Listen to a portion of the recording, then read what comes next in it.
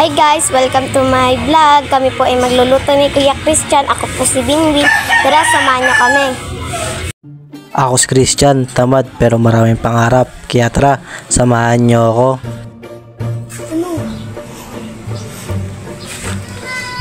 Nagluto pala ako ng adobong sitaw na may kasamang talong. Sabay nag-iwan na rin ako ng mga bawang. Hiniwa ko lang sila ng mga maliliit. Maliliit na mga bawang lang ang hiniwa ko para maganda. Pagtapos ko balatan, sinunod ko naman yung sibuyas.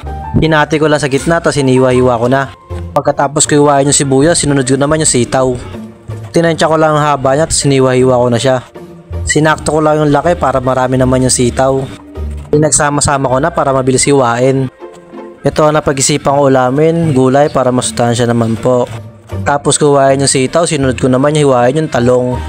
Meron kayo mabibili murang talong sa palengke. Nabili ko lang siya 10 piso. Hiwa na siya yung nabili ko. Hiniwa ko na lang siya na maliliit para marami tignan. Tapos kuhain yung talong, sinunod ko naman hiwain yung cabbage. Hiniwa ko lang siya na maliliit. Nabili ko lang siya sa palengke 15 pesos. Pagkatapos hiwain yung cabbage, sinunod naman hiwain yung embutido. Si Winwin na naghiwa na yung embutido, siya daw maghihiwa para matuto naman daw siya. Tinuro ko lang sa kanya kung paano hiwain, kung gaano kalaki ang hiwa.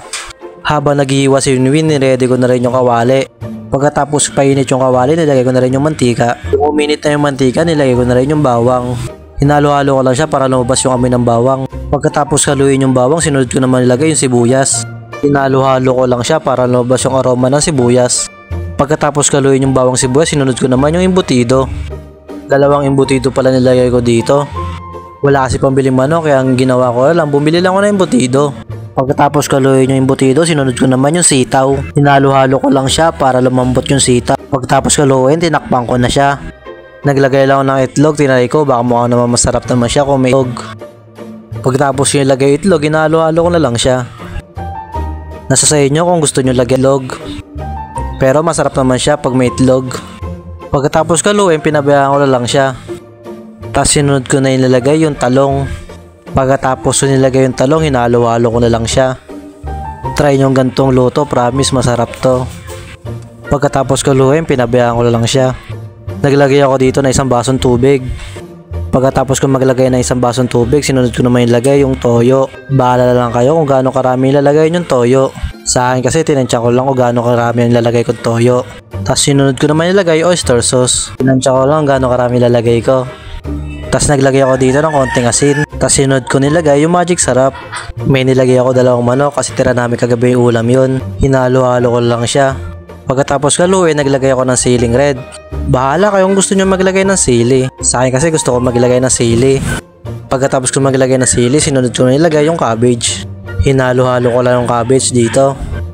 Pagkatapos haluin, tinakpan ko na siya. Kasi mabilis naman lumambot yung cabbage.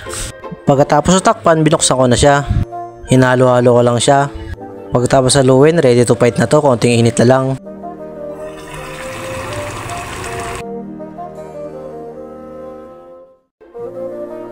Maraming salamat sa panonood.